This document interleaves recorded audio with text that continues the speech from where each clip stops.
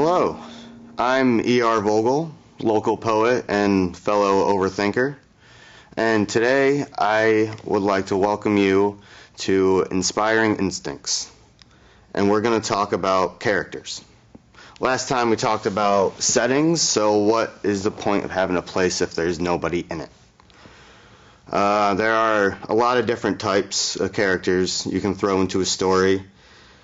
The main one that everything has is a hero. A hero represents everything good and strength it takes to remain and maintain good. But what is a hero without a villain?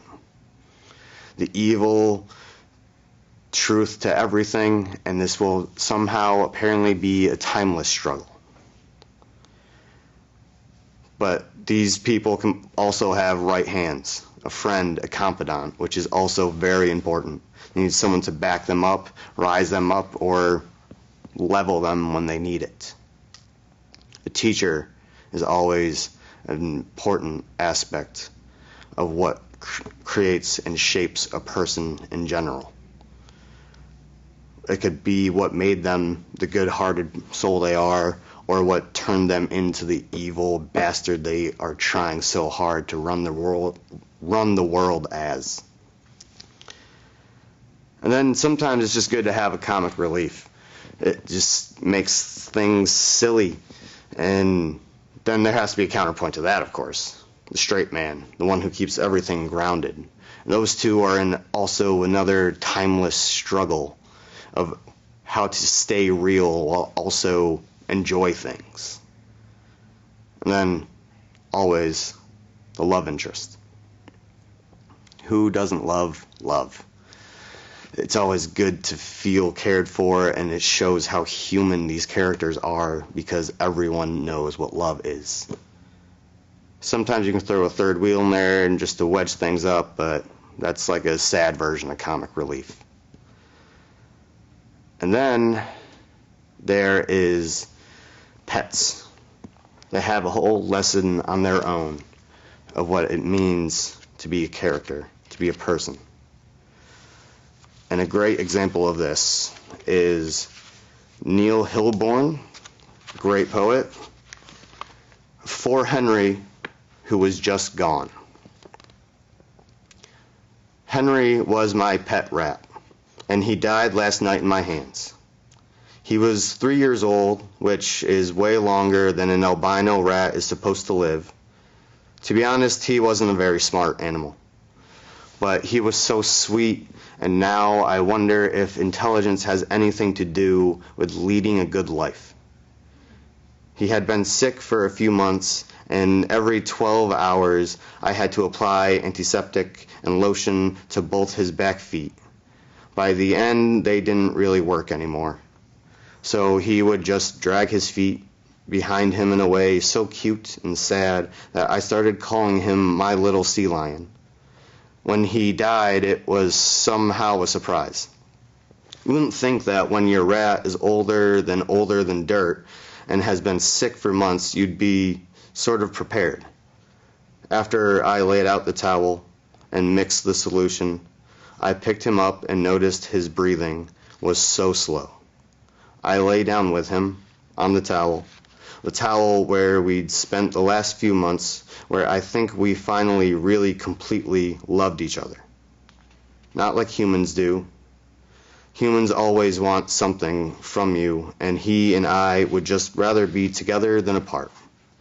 And I pulled him toward me, and he chittered in that way that always meant he was wind coming in after a rain, and his head flew forward, and there was so much less light in the room. The lamp was so far away, like the light of a house to which there is no road. I know he was just a rat. So many just like him, all white, red eyes, die every day, and only 1 or 2 people in white coats are even there to see it. He was all in white. He was always there to see me when I would wake from a nightmare. So many nightmares, I would turn on the light, and there he was, holding on, a constant companion to a prisoner. The prison being the apartment, the world being inside his cage. Once I was crying in bed because of who knows why, and he sat beside my face and licked my tears away. I had a rat once named Henry, named Buddy, named Mr. Big Mouse, named proof that something could need me and still love me, named please can I have some of your apple, or I know you're sad but I'm hungry. Don't go. If you go, I won't survive. A child reaches for her father. A couple, buried in ash, dies holding each other. A man and a woman in an office, crying slightly, sign sheets of paper. Sparrows fall out of the sky. Someday I'm going to have a child. She's going to have eyes like mine and such small hands. Just like she'll need me alive then, she needs me alive now. I can't say goodbye before I've had a chance to say hello. I don't stare off bridges anymore. I don't count out little blue exit signs, and even today, with Henry buried under a tree somewhere so far away it feels like someone else buried him using my body. Today I came home and only wanted to sleep for 20 minutes instead of always. Something needed me once, and I know something will need me again. One day I'm going to have a daughter. She's going to sleep through the night, sometimes. She's a light on a rock at the edge of a lonely sea. You see that light out there? That's where I'm headed. That's home.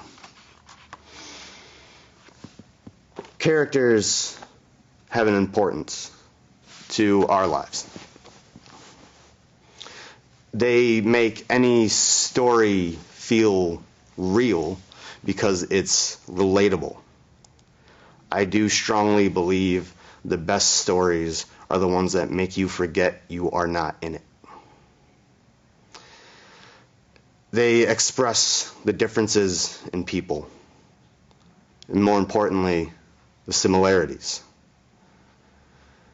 The main point of creating a character is interactions are to be fluid, yet realistic at the same time. That's what keeps things real and keeps things honest. So my prompt for you today is to describe a character. Doesn't have to be an actual story, just a list of traits completely opposite of yourself, and see how much you really learn from it. Thank you. See you next time.